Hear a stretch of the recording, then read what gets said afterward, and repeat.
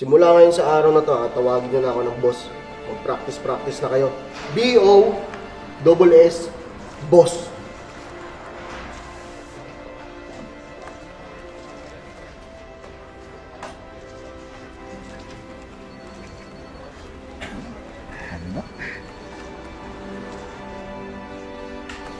Victor, tingnan mo yung mga pinsan dun, no? Walang ginagawa. Alam naman nila na maraming trabaho dito ngayon sa opisina, eh. Alam mo yung Carlo na yun? Kabago-bago, eh. Akala mo, eh, amo kong umasta. Wala tayong magagawa. Hayaan mo na sila. Nasa posisyon pinsan niya, eh.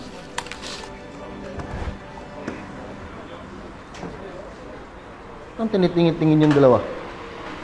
Sabawa kayo? Ingit kayo ano? Oh, pagtapos niyan ha, pagtapos ng trabaho nyo, baka pwede nyo naman kami pagtimpla ng kape. Kasi ang babagal nyo eh.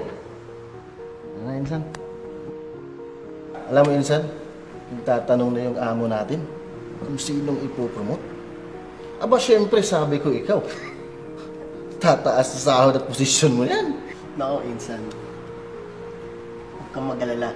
Sa unang tanggap ko ng increment, may alam ako na goods pa. Magkaklab tayo. Libre ko. Akong bahala. Libre ko alak mo. Yan. Yan yung gusto ko.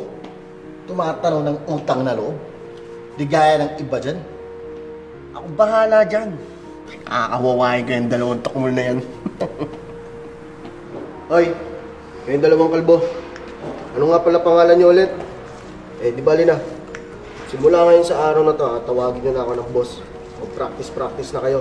B-O-S-S, boss.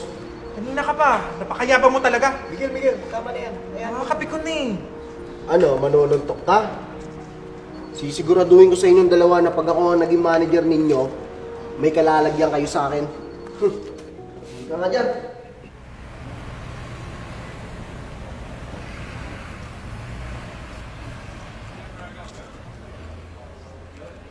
Ano yun, San? Oh, kumusta? Ayos lang, ikaw. Kamusta ka? Ayos lang din.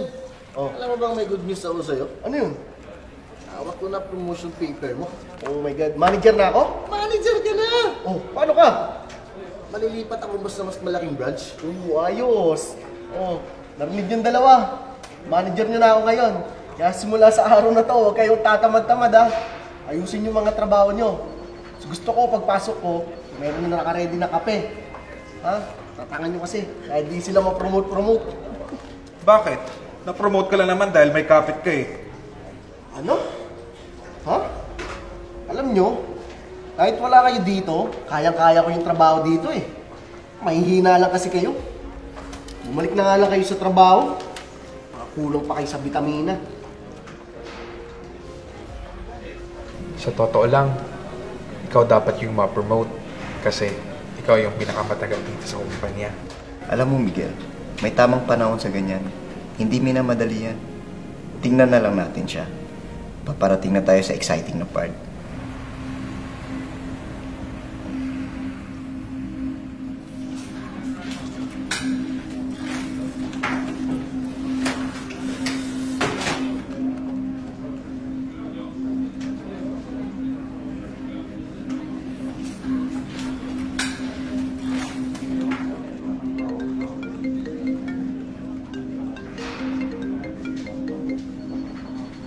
Boss, magandang araw. Hello, Mr. Carlo.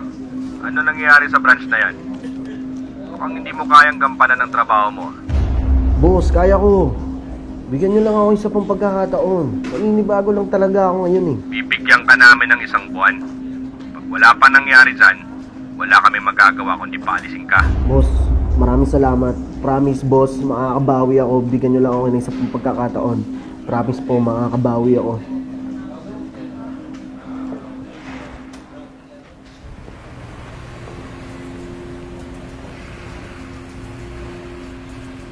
Sumagot ka.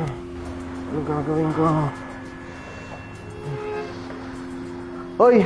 Kayong dalawang kalbo dyan. Ayusin nyo yung trabaho nyo ha. At pagtimplan nyo ako ng kape.